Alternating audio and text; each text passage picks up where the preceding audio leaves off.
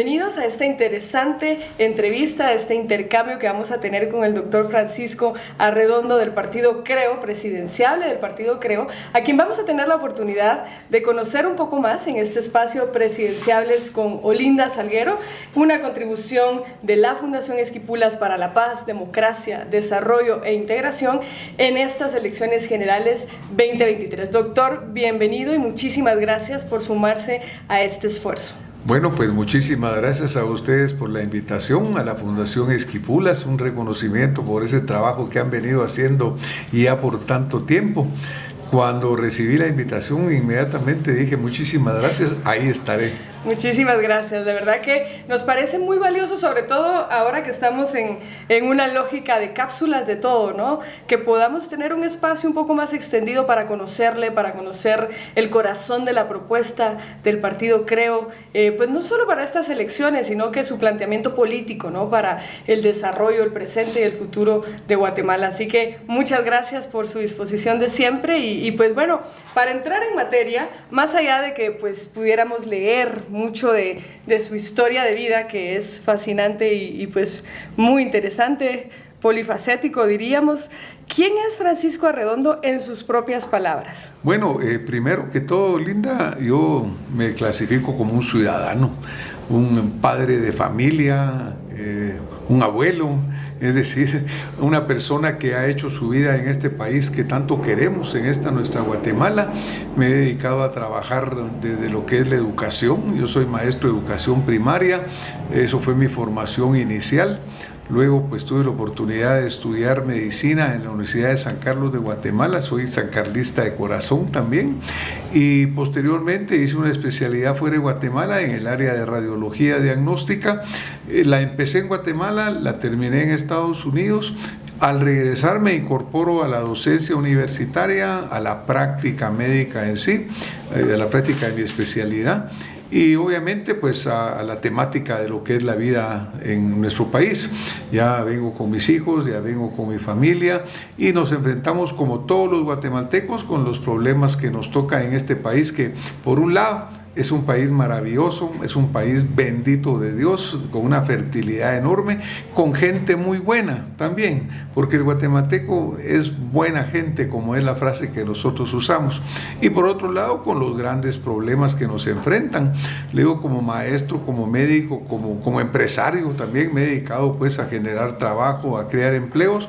Nos enfrentamos con una temática y con unos problemas que a todos nos llegan, a todos nos afectan, y con unas soluciones que ahí están y que muchas veces no logramos llegarlas. Pero me defino como un ciudadano que ama mucho a este país, que no puede pensar en estar en otro lado que no sea Guatemala, que mi familia aquí ha crecido, tuvieron la oportunidad de quedarse afuera y prefirieron regresar acá. Así que pues yo tengo aquí un compromiso con Guatemala, tengo un compromiso con esta nación. Doctor, bueno, y usted ha ejercido muchísimos puestos de liderazgo, ¿no? De servicio también, y entre otros tantos en el área de su preparación profesional de radiología, tanto en Guatemala como en la región. También ha sido ministro de salud, ¿no? También, sí, tuve ese paso muy corto, la verdad, por razones que llegaron a marcarme también importantemente. Se me ofreció la posibilidad de trabajar en desarrollar el plan primario de salud de Guatemala, porque yo estoy convencido de que aquí lo que tenemos que hacer es verdaderamente tratar a los guatemaltecos en los puestos de salud, en los centros de salud. El 90% o más, 95% de los problemas de salud de una población como la de Guatemala, que es una población joven, una población sana, se resuelven en ese nivel, en las comunidades, en los pueblos. No hay necesidad de ir a las ciudades y a los hospitales. Entonces, la verdad que esa fue la idea, esa fue la propuesta mía y eso fue lo que se ofreció. Cuando llegamos al gobierno, inmediatamente me di cuenta que no era el camino que iba a seguir, que no iba a ser el trabajo que yo quería hacer. Entonces, al mes de estar ahí, tomé la decisión difícil en ese momento, Linda, porque el gobierno acababa de empezar. El Partido Patriota en ese momento estaba en la cumbre de su popularidad. Entonces, cuando surgió diciéndoles, miren, yo me voy, no fue muy bien recibido. Seguro. Sin embargo, no dudé ni un segundo en salirme de ese sistema que desafortunadamente al final vimos que funcionó mal, pues, y el señor presidente, la señora vicepresidenta terminaron enfrentando la ley y siendo condenados o en procesos de ello. Así que fue una decisión correcta mía, y la decisión fue porque no quise yo trabajar en un sistema que no era lo que yo considero correcto, ni menos haciendo lo que yo no iba a hacer. Doctor, y bueno, precisamente si tuviésemos que considerar a Guatemala un paciente, ¿cuál es su diagnóstico actual para la realidad del país? Está bastante grave el país, está bastante grave, pero como decimos los médicos, tiene posibilidades de salvarse con el tratamiento adecuado. ¿Por qué está grave? Porque es un país joven que crónicamente ha estado enfermo. Crónicamente sabemos que nuestros niños por abajo de 5 años, casi que el 50% están desnutridos, por ejemplo. Obviamente cuando vemos niños de 5 años que están desnutridos, que cuando nacen incluso un buen porcentaje ya nacen de bajo peso, lo cual indica que su desarrollo intraútero incluso ha sido afectado. Y todos conocemos que lo que se llama la ventana de los 1000 días es fundamental para el desarrollo del cerebro de los niños, para su futuro aprendizaje. Entonces estamos nosotros con un recurso humano que está siendo afectado incluso desde el útero hasta el momento de su nacimiento y posterior. Estamos teniendo ese azote, ese golpe de que nuestros guatemaltecos no están recibiendo la oportunidad de desarrollarse y de tener una vida mejor. Y luego caemos en un sistema educativo que prácticamente el 85% de las escuelas de Guatemala hace 6 meses se demostró al empezar las clases presenciales después del COVID que no tenían ni agua, no tenían servicios sanitarios, no había luz eléctrica, en muchos de ellos no había techo, no había escritorios. Entonces es una situación bien grave, bien crítica. Sin embargo, yo como médico creo que hay posibilidad de rescatar a este paciente que está boqueando, pero no de muerte, pero sí podemos tener todavía, pero que si no hacemos algo, sí vamos a llegar a ser una sociedad muy enferma. Claro que Guatemala tiene esas incongruencias, ¿no? Por un lado tenemos una macroeconomía muy buena. Cuando vamos a los índices económicos internacionales estamos bien rankeados, hasta tenemos las calificadoras de crédito, nos mejoran las calificaciones, pero cuando vamos a lo que vive el 80% o más de la gente, pues la situación se vuelve crítica. Y en ese diagnóstico que nos hace de la situación del país, ¿cuáles cree usted o qué es lo que están planteando, por cierto, en el Partido Compromiso, Renovación y Orden, creo, como las medidas más urgentes que se tienen que adoptar para enfrentar pues la situación de este paciente, la situación del país? Mire, el primer punto que nosotros tenemos que reconocer y entrarle de frente es a reconocer la enfermedad. Y aquí la célula maligna, el cáncer, es la corrupción. Es una corrupción que se ha infiltrado totalmente en el sistema de gobierno, incluso siendo un Estado de derecho, está filtrado en el Ejecutivo, en el Congreso y en el organismo judicial. Entonces nosotros tenemos que tener claro que el problema es la corrupción. Tal vez hay buenos programas de nutrición, tal vez hay buenos programas educativos, pero el programa que sea ejecutado por gente corrupta y por gente incapaz no va a funcionar. No es falta de dinero tampoco. Recientemente, viendo unos datos ahí, por ejemplo, en el año 2020 el Ministerio de Educación tenía asignados 8,000 millones, no, el de Salud, 8,000 millones, y 2 años después tiene 12,000 millones, pero seguimos igual de mal. El Ministerio de Educación tiene más de 22,000 millones de quetzales en este presupuesto actual, pero la situación sigue siendo igual de mala. ¿Por qué? Porque hay una gran corrupción. Entonces, en el partido creo, yo como ciudadano, como candidato, mi principal enfrentamiento es contra la corrupción, contra el sistema corrupto que ha llevado a que vivamos en esta forma. Como los sistemas no hacen nada por sí solos, somos los seres humanos. Hace un momento, en otra reunión, hablaba con alguna gente y me decía, mira, ¿cómo es posible que se haya corrompido tanto el sistema del Tribunal Supremo Electoral? Esas normas que cambiaron. Entonces le digo, fíjate que las normas no han cambiado, las normas siguen siendo las mismas. Aquí lo que ha cambiado han sido los seres humanos. Antes hubo un tiempo que se hablaba mucho de un doctor Herbrugger, que fue pues un hombre ejemplar en el Tribunal Supremo Electoral, el magistrado Guerra y varios otros de los que estaban ahí con él, pero las normas siguen siendo las mismas. Cómo se aplican es lo que cambió. Entonces nosotros tenemos que buscar salir de los corruptos que actualmente están en el gobierno y llevar a gente buena, honesta y capaz a ocupar esos puestos de gobierno. Ese es el tratamiento, una cirugía radical, Olinda. A fondo. Y de hecho, por lo que usted nos comenta, estaba recordando pues un pensamiento que de alguna manera es también como un mantra para mí de uno de los fundadores de la Unión Europea, Jean Monnet, que solía decir que nada ocurre sin las personas y nada perdura sin las instituciones.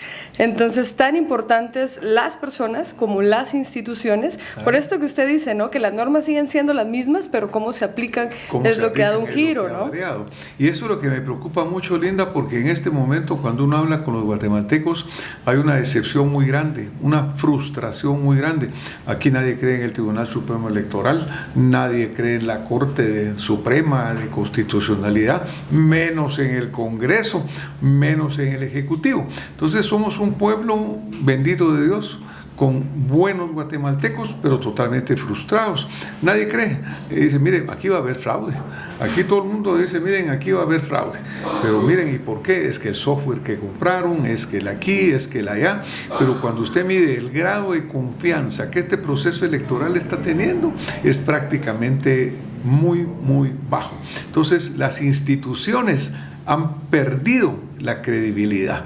Dentro del plan del partido político, creo, de mi plan personal, uno de los puntos fundamentales es llegar a recobrar en el gobierno la confianza de la gente, la confianza de la comunidad internacional y nuestra propia confianza en nuestras instituciones. Y en esa crisis de confianza que además pues es global también, ¿verdad? Hay una suerte de una tristeza global que se expande, claro. También decían por ahí en unos estudios recientes.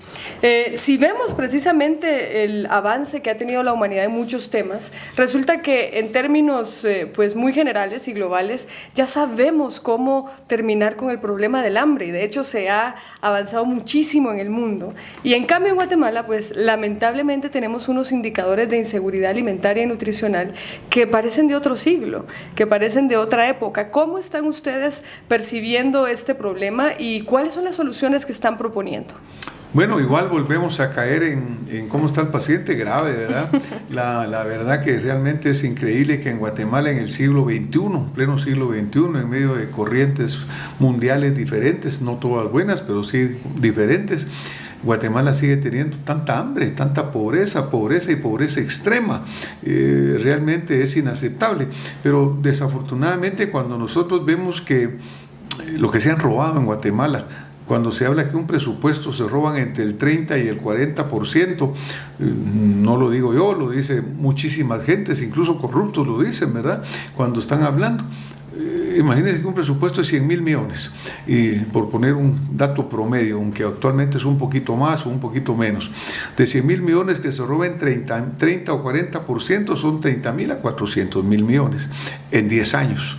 Esos 400,000 millones en 10 años estarían en escuelas, estarían en puestos de salud, estarían en educación, estarían en las calles, pero no están.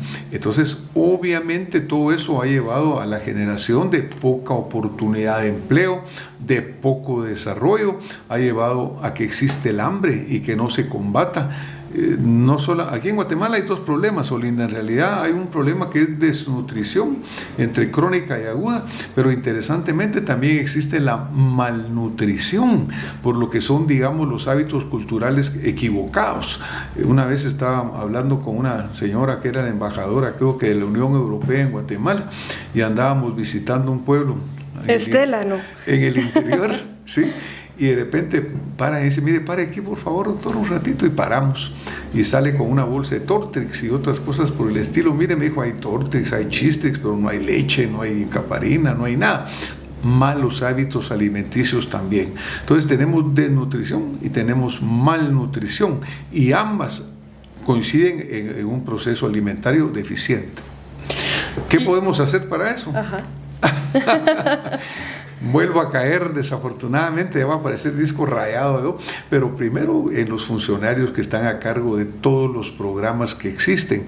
Sabemos que hay una infraestructura general en agricultura, en gobernación, en todo el gobierno, que tendría como función crear la situación propicia para que en Guatemala pudiéramos generar riqueza, pudiera haber buenas agricultura, pudiera haber la facilidad de tener mejores cosechas, pero actualmente eso no existe. No hay una ayuda para los agricultores, los fertilizantes carísimos. Ahora se aprovechó mucho el hecho que el COVID y la guerra de Ucrania hicieron que subieran los precios de los fertilizantes, pero cada día nuestras tierras están más agotadas, cada día la producción es menor, y obviamente cuando hay cambios climáticos que afectan, eso todavía agrava la crisis. Tenemos que llegar a tener gente capaces y convencidas, honestas en los gobiernos, para que las políticas se apliquen correctamente. Y usted mencionó, y usted acaba de mencionar el tema del cambio climático, que además pues tiene una relación directa con muchísimos de los problemas que estamos abordando. ¿Cómo lo están ustedes interpretando? ¿Cómo lo perciben? Además, ¿cómo han desarrollado las soluciones en el planteamiento del partido, creo, para un problema que pues no es nuevo, no se va a ir pronto tampoco, y no corresponde solo a Guatemala, sino que es global? Es un problema global. Pero nosotros, pues desafortunadamente, vemos ejemplos tan serios. Hablemos un poco de la deforestación, por ejemplo, ¿no? Cuando vemos lo que está sucediendo en la Amazonia, tanto en la Amazonia brasileña principalmente, pero también en la Amazonia peruana y en la Amazonia ecuatoriana, que es esa gran reserva, ese pulmón o enorme. En el Chaco paraguayo, por ejemplo. Exacto, prácticamente se está decayendo, se está muriendo, lo están matando. Nosotros acá en lo nuestro también, cuando vemos la deforestación que existe en el Petén, el avance de la frontera agrícola, que muchas veces es por fines perversos, pues también estamos dejando de contribuir o no estamos poniendo nuestra parte, porque nuestro pulmón también es, aunque es pequeño, no es de los más pequeños del mundo. Entonces nosotros tenemos que entrar en una campaña cultural para empezar, para poner nuestro pequeño grano de arena en nuestra parte. No podemos evitar lo que sucede en Brasil, no podemos evitar lo que sucede en la Antártida tampoco, pero sí en la parte nuestra tenemos que entrar en una campaña educativa, en una campaña cultural, en una campaña de incentivos fiscales para la reforestación, para la mejor explotación de las aguas y de los ríos, una campaña cultural para el mejor uso de los fertilizantes y de la tierra. Recuérdese que parte de algunas prácticas agrícolas, como las rosas que todavía se siguen haciendo, contribuyen muchísimo a la contaminación ambiental y a la destrucción de la tierra. Hay tierras como la tierra de las minas, que cuando uno pasa encima de la sierra de las minas se da cuenta cómo paso a paso está siendo destruida, está siendo invadida, empiezan a deshacer áreas de bosques, pero son bosques que son bosques también un poco livianos, ¿no? La tierra ahí no es buena, va creciendo, pero si se le deforesta ya no tiene para buenas cosechas. O sea, nuestra parte es, uno, concientizar a los guatemaltecos de que este país no nos lo podemos agotar. Segundo, buscar participar dentro de las tendencias globales para defensa de lo que es la atmósfera, etcétera. Hacer nuestra parte combatiendo la deforestación e incentivando la reforestación, cuidando nuestras fuentes hídricas también, que están tan contaminadas, pero eso es cultural. Entonces tenemos que entrar en el campo de la educación, en el campo de la formación, es decir, es un problema complejo, global, y que pues podemos hacer nuestra parte nada más. Y este tema del cambio climático, bueno, de la inseguridad, la corrupción que ha mencionado también, se vinculan a otro problema que tampoco es reciente, que no va a terminarse como fenómeno, que es la migración, pero que en el caso de Guatemala pues tiene una connotación que nos interesaría muchísimo saber cómo ustedes lo interpretan, porque además tenemos incentivos que parecieran poco perversos, como usted decía, porque recibimos casi 20,000 millones de dólares en remesas, y entonces uno se pregunta, ¿es algo que se quiere resolver realmente o estamos muy cómodos exportando gente y que siga la cuestión igual? ¿Cómo ven ustedes la migración? ¿Cómo la entienden y qué están proponiendo? Mire, imagínense que es casi el 20% del Producto Interno Bruto. Las remesas son más que todas las exportaciones juntas. Increíble. Increíble, ¿verdad? Y no tienen un costo de producción, tienen un costo social, un costo moral, pero de producción no. Usted exporta café y tiene que sacar el costo de lo que le costó producirlo, pero en este caso no. Entonces yo creo que en gran parte puede haber una falta de voluntad de veras solucionar el problema. Estamos muy cómodos exportando gente. Y muy cómodos también, porque recuérdese que la remesa cuando viene produce ganancias en el sistema bancario, lo cobro, las comisiones, etcétera. O sea que es un buen negocio en toda la línea. Ahora, lo que sí tenemos que reconocer es que la migración es un problema mundial. Según unos números que me daba yo de las Naciones Unidas, de la Asociación de Migraciones de las Naciones Unidas, entre los próximos 10 años se supone que van a migrar más de 2,000 millones de personas de diferentes partes del mundo, de las más áridas a las menos áridas, de las más pobres a las más ricas. Es decir, es un fenómeno global y en parte relacionado con los cambios climáticos, estas grandes sequías que han afectado a muchas regiones del África, incluso que amenazan a nosotros acá cuando el fenómeno es del niño o de la niña y la sequía aumenta o aumenta, porque aquí también a veces de sequía nos vamos a inundaciones, entonces terminamos en que tampoco tenemos una buena productividad. Yo creo que es un problema difícil de resolver.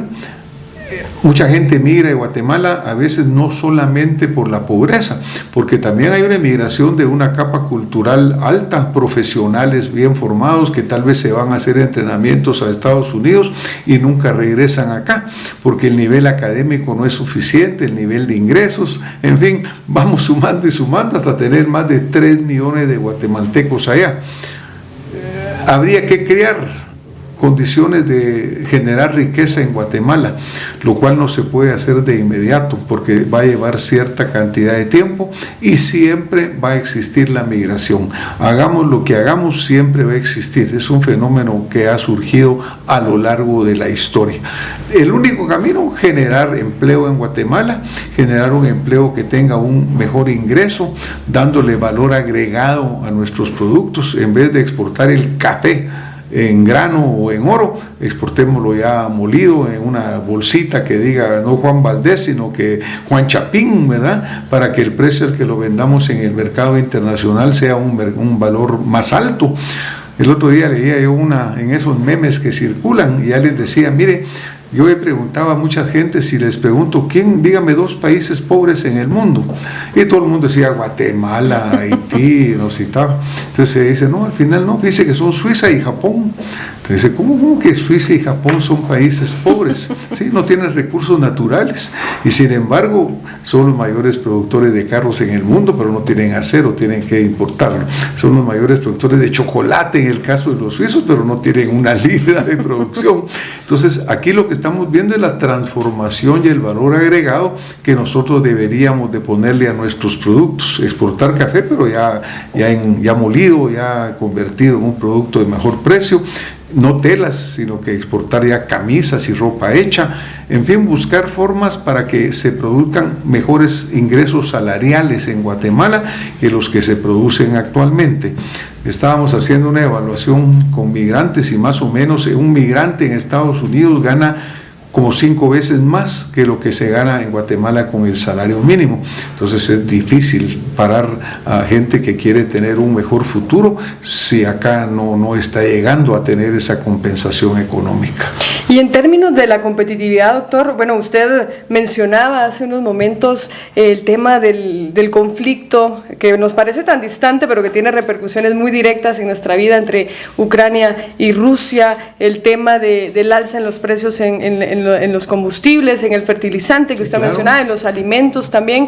¿Cómo están viendo ustedes la posibilidad de aprovechar esa geolocalización de la producción o el nearshoring que le dicen para que Guatemala pues pueda tomar un poco, pues no sé si la ventaja, pero aprovechar esta posibilidad que tanto la pandemia como la situación geopolítica nos presenta? Yo creo que nosotros tenemos que tratar de buscar en qué somos buenos, ¿verdad? Porque mire, la realidad es que petróleo no tenemos, ¿verdad? El petróleo de Guatemala no es de una cantidad abundante y la calidad de nuestro petróleo tampoco es de la mejor calidad. Necesita un refinamiento muy grande, entonces no podríamos competir, digamos, en el campo de los combustibles o en el campo de los fertilizantes. Ucrania históricamente ha sido el granero de Europa, así se le ha conocido. Napoleón, cuando invadió Rusia, debió haber sido a tomar Ucrania y no haber sido a tomar Moscú, pero se equivocó. Hitler se vuelve a equivocar y hace exactamente lo mismo. ¿Por qué? Porque Ucrania es un país muy rico, tiene una enorme capacidad de producción. Nosotros creo que jamás lograríamos tener esa capacidad de producción. Cuando usted mira cómo se siembra la milpa en Guatemala, se habla, mire, brazadas, ¿verdad?, entre cada mata. En otros países la siembran pegadita una contra la otra, es decir, nuestra capacidad de producción no es tan buena. Yo no creo que nosotros logremos competir en recursos naturales en esa forma, pero tenemos otros recursos naturales que nosotros deberíamos de utilizar mejor para generar mayor riqueza. Por ejemplo, el turismo. Guatemala tiene una enorme capacidad turística y sin embargo Costa Rica, nuestro país hermano que es tan querido, aprovechan el turismo 10 veces más que Guatemala, teniendo en general menos recursos que lo que nosotros tenemos. Y el turismo es una industria sin chimenea, como se le llama, porque no contamina el ambiente, produce buenos ingresos. Yo creo que nosotros no debemos de pelear la batalla en campos en los cuales no somos buenos, debemos de pelearla en los campos en los cuales nosotros sí podemos ser mejores. Y bueno, hemos hablado de inseguridad alimentaria, de corrupción, de ese diagnóstico del paciente que usted nos daba pasando por el cambio climático, por la migración. En materia de política exterior, porque no estamos aislados de nada, ¿verdad? Somos más interdependientes de lo que pensamos, y hay un área territorial y geográfica muy próxima que es Centroamérica. La integración centroamericana, pues esa utopía que se ha visto en algún momento, pero que en la práctica concreta tiene muchos beneficios para nuestros países. ¿Cómo ustedes la están interpretando? ¿Cómo ven el potencial que tiene Guatemala en el liderazgo regional? Y además para hacer más cosas juntos, como enfrentar la migración, por ejemplo, la seguridad de forma conjunta con los países vecinos. Claro, pues mire, Linda, en realidad para mí ese es un tema fascinante desde muchos puntos, el punto histórico. Recuérdese cuando nosotros nos separamos políticamente de España, porque realmente no se llama independencia, sino que nos separamos políticamente de España. La que se separa políticamente de España es Centroamérica, no es Guatemala, porque nos separamos como las provincias de Guatemala unidas, el reino de Guatemala, que incluso abarcaba Soconusco, Chiapas, lo que es el área de Yucatán actualmente. Entonces éramos una unidad desde Soconusco hasta Costa Rica, 1821. En 1822, enero, 5 meses después de habernos independizado, nos anexamos a México voluntariamente, ni siquiera nos obligaron, nos anexamos a México, siempre como los 5 países unidos. Nos duró poquito también, ¿no? Nos duró poquito esa anexión. 5 meses y ya estábamos anexados a México.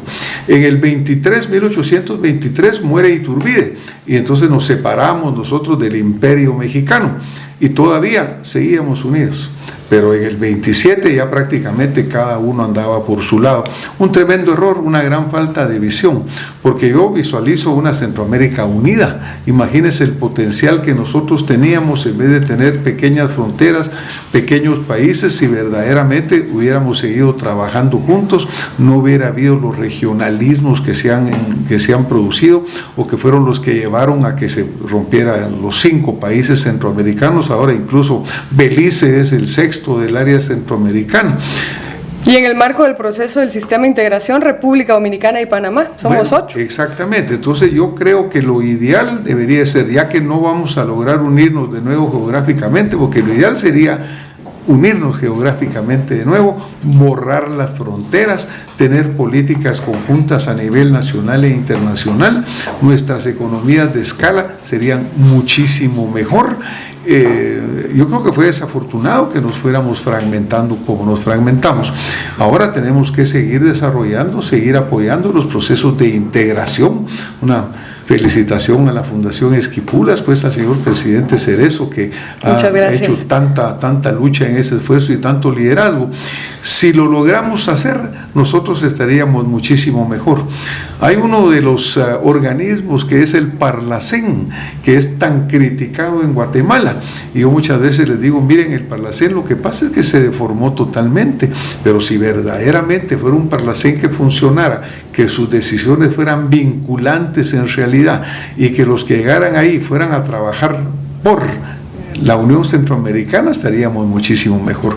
Así que yo veo una gran necesidad de seguir apoyando el proceso de integración, borrar esas fronteras, si no se puede hacer físicamente, por lo menos en burocracia, en trámites, en todo. Empezando por las fronteras mentales que tenemos para trabajar con el resto, ¿no? Claro, que son lo más difícil, ¿verdad, Olinda? Porque lo más difícil en este mundo es cambiarle la mente a la gente. Es más sencillo cambiar fronteras físicas que cambiar las fronteras mentales. Totalmente de acuerdo. Doctor, y en esta lógica de, bueno, la verdad es que creo que muchas de las personas que nos están viendo y que nos escuchan deben de estarse preguntando, después de tantos éxitos en su vida, ¿cómo llega a decidir participar en política y además con ese compromiso de seguir aportando y no decir, como decíamos, bueno, no estoy muy cómodo acá, me quedo con lo que ya hice? Esa, pues yo diría, no solo reflexión, sino que me imagino que es un proceso incluso no individual, sino colectivo, claro, de estar en política. Proceso complicado. Yo creo que realmente uno tiene una vocación de apoyar, una vocación de servirle al país, que ha guiado a líderes anteriores que han tomado este mismo camino. Pero le cuento que me la preguntan a cada rato y me dicen, bueno, ¿y vos por qué estás metido en este lío? Pues hombre, o sea, ¿por qué te metes en este relajo? Si ya tengo 73 años, Olinda, me siento muy bien. En la pura juventud acumulada. Experiencia acumulada, juventud acumulada. Pero sí, me lo han preguntado muchas veces. Yo creo que la motivación verdaderamente es en que yo de veras creo en Guatemala. Yo creo que este país debe de tener un mejor futuro. Me duele ver a los niños con hambre, sin educación, sin esperanza. Yo le comentaba que yo tengo 2 hijos y tengo 4 nietos, ¿verdad? Y durante todo el tiempo, cuando los hijos van creciendo, los nietos van creciendo, ¿qué no hace uno por sus hijos? ¿Qué no hace uno por sus hijos? Se quita el pan de la boca, como se dice normalmente. Entonces, a mí me da una gran tristeza ver niños en la calle pidiendo limosna, o niños en la calle que apenas tienen carne, están puros huesitos, y dice uno, podría ser mi nieto, podría ser mi hijo. Entonces, eso es lo que no puedo aceptar. Quedarme apático, quedarme impasible, dejando que las cosas sucedan y yo no tener la conciencia limpia, decir, traté de contribuir a que eso cambie en Guatemala. Mire qué interesante, y en realidad hemos hablado de tantos temas que quisiera que usted pueda aprovechar las cámaras y este espacio para que le diga a la gente, para que nos diga a todos por qué en estas elecciones generales 2023 deberían considerar votar por el doctor Arredondo y por el partido Creo. Bueno, pues gracias, Olinda, por esta oportunidad, primero de estar acá con ustedes y de compartir tantas cosas agradables que hemos compartido con usted. El cáncer de Guatemala es la corrupción. El sistema corrupto está metido profundamente hasta lo más profundo de lo que es Guatemala. Desafortunadamente, muchas de las gentes que se están presentando de nuevo para ocupar cargos públicos han sido y son parte de ese proceso corrupto. A mí no me gusta hablar mal de nadie, pero tenemos que decir la realidad. Muchos de los que actualmente se están presentando a candidaturas son parte del sistema corrupto. Yo me considero totalmente antisistema, porque no soy corrupto, nunca lo he sido ni nunca lo voy a hacer. Siempre me he ganado lo que he tenido, he mantenido a mis hijos, los he educado con el sudor de mi frente, con el trabajo de mi profesión.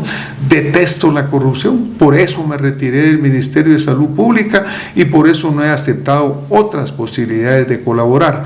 Entonces yo creo que la razón de votar por una persona honesta, correcta, con una trayectoria de vida limpia, es porque es la única forma de salir de los corruptos, de salir de toda esta gente que ha verdaderamente llevado a Guatemala a que en el siglo XXI nos dé vergüenza lo que está pasando con nuestros niños. Esa es la principal razón. Usted debe votar por alguien que se compromete, no solamente de palabras, sino que con una trayectoria de vida transparente y clara y demostrable a servirle a Guatemala.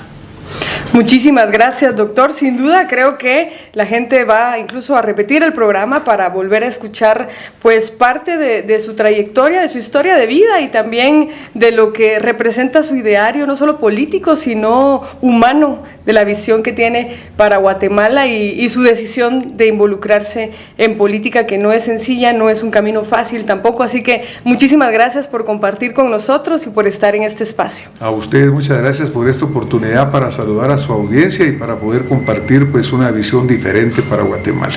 Muchas gracias.